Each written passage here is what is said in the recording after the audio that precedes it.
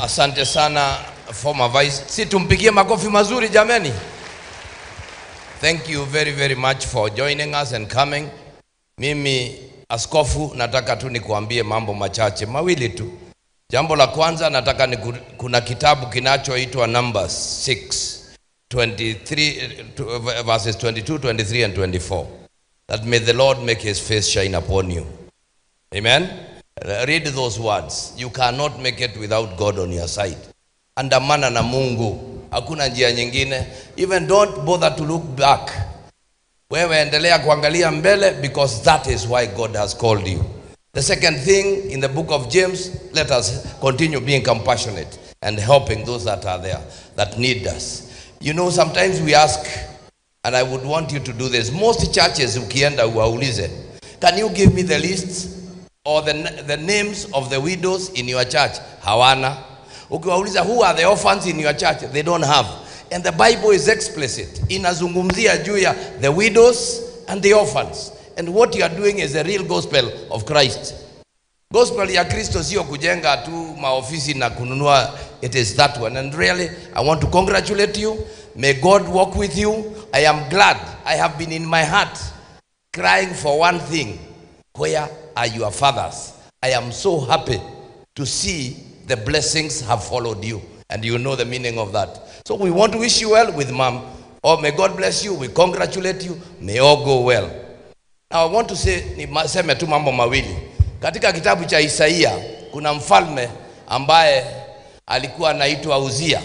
Na Isaya katika kitabu cha 6, mlango wa 6 anasema hivi. Nilimuona Mungu wakati mfalme Uzia alikufa. Because yeye Isaia alikuwa anakaa katika the court of the king. Lakini aliendelea kutabiri vile the king alitaka kusikia. He never knew that he should communicate the message of God to the people and to the king. So alikuwa anaendelea kuambia king, unajua mara nyingi tukienda and Mheshimiwa Gachagua will tell you, mimi I always tell him the truth. Si mnajua mimi naongeaga ukweli because he is a truthful man. Hata wakati mnasikia nikiongea na president, pengine napandisha hamaki kidogo lakini sina ubaya. I am just trying to say this. As we sit here today, the former vice president has spoken, and a number of people have spoken, that this country has started looking shaky. I want to tell you the secret. We must kill Uzia. Tunasikizana? Because the only person who has legal mandate to advise the president is seated here. Na nyinyi mumeona tangu kuanza kuwa na vuguvugu ndio Kenya imeanza kupoteza njia. Tunaomba, can we go back where we should be? Let us walk back. We want to ask our president whom we love, we voted for. Angalia, who are your advisors now?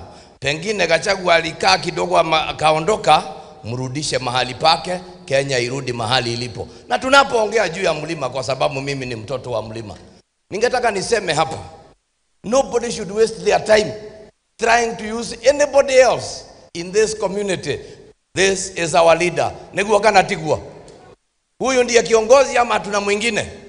Wale wengine wote ambao wanatafutwa hawatoshi. Huyu ndiye kiongozi ambaye Mungu alitupa, tukampigia kura, na tungetaka waendelee wakienda mbele. Sisi hatungetaka tuvunje serikali kwa sababu tuko ndani ya serikali. Na hii serikali jameni tuliitafuta kwa udi na uvumba. Huyu mgwana aliwekwa cell, hakuwekwa? Si aliwekwa? Akadhihakiwa, akafanywa mambo mengine. Tunawezaje kuacha serikali ambayo tulitafuta? So we have to protect it, and the Bible says, protect jealously, guard jealously what God has given you. And therefore, ukisikia tukiongea, tukisema, tunajaribu kusema, let us protect what we have. And people without a direction, that is what, if you don't know where you are going, you lose it.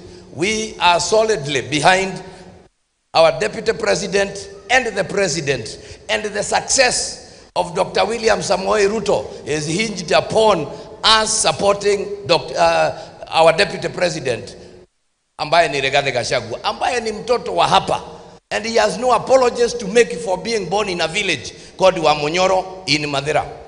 in Nyeri. He has no apologies. Hakuandika application ama kuna mtu ambaye hana kwao. Very well.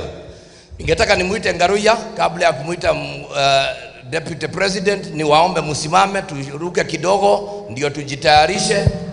Tafadhalini, Ngaruya Junior yuko hapa, simameni. Mpe microphone. Ngaruya. Haya, Ngaruya. Thank you. Eketulugame kuria thutha ithuothe aini wenzangu ukaiha inyuothe na ihenya aini